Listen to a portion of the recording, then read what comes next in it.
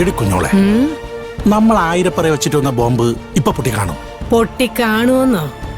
ആ ഹേമയുടെ മുമ്പിലോട്ടല്ലേ ബോംബ് വെച്ചിട്ട് പോന്നത്. ഇപ്പൊ അത് ചാരുവിന്റെ മുമ്പിൽ കൂടെ പൊട്ടിത്തെറിച്ച് കാണും. ഇപ്പോഴാ കുഞ്ഞോളെ മനസ്സിനൊരു കുളിരു കോരിയത്.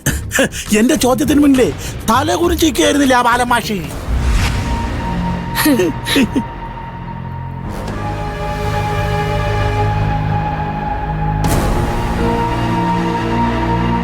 എന്താടി വരവേണ്ട, നീ ഞങ്ങളെ തല്ലാൻ വന്നാണെന്ന് തോന്നുമല്ലോ.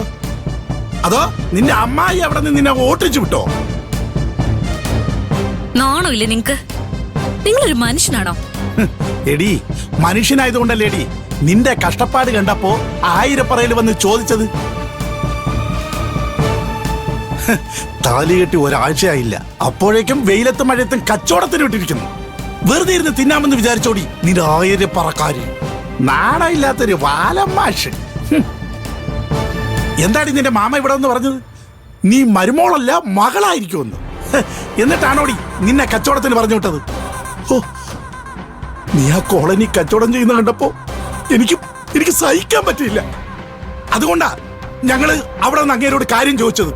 നിങ്ങക്ക് എന്ത് വേണമെങ്കിലും പറയാലോ. കല്ലുവിന്റെ പ്രായത്തില് നിങ്ങൾ എന്നെ പഠിക്കാൻ വിട്ടില്ല, വെറുതെ വീട്ടിലിരുത്തി. ഞാനേ ബാലമാമനോട് പറഞ്ഞിരുന്നെങ്കിലേ എനിക്ക് ഏതുവരെ പഠിക്കണോ അതുവരെ പഠിപ്പിച്ചേനെ.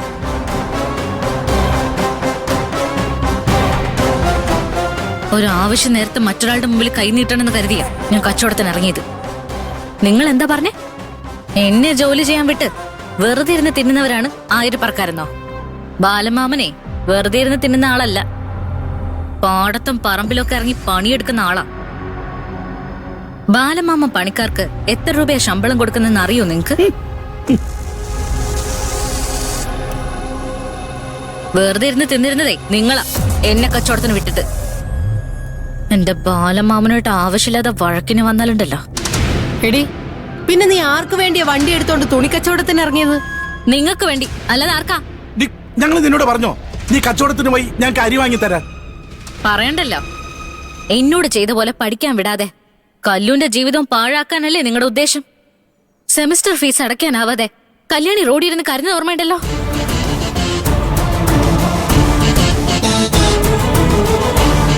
നിങ്ങൾ കള്ളു കുടിച്ചും പകിട കളിച്ചും ഉണ്ടാക്കിയ കടം അന്നമ്മ ചേച്ചിക്ക് ഞാനാ അടച്ചോണ്ടിരിക്കുന്നെ. ഞാൻ കച്ചവടത്തിന് പോയില്ലെങ്കിൽ നിങ്ങൾ കൊടുക്കോ അന്നമ്മ ചേച്ചിക്ക് കാശ്? ഇവളെ പഠിപ്പിക്കാനുള്ള പൈസ കൊടുക്കോ? ഇല്ലല്ലോ. എനിക്കറിയാം നിങ്ങളെ കൊണ്ട് അതിന് പറ്റില്ല എന്ന്.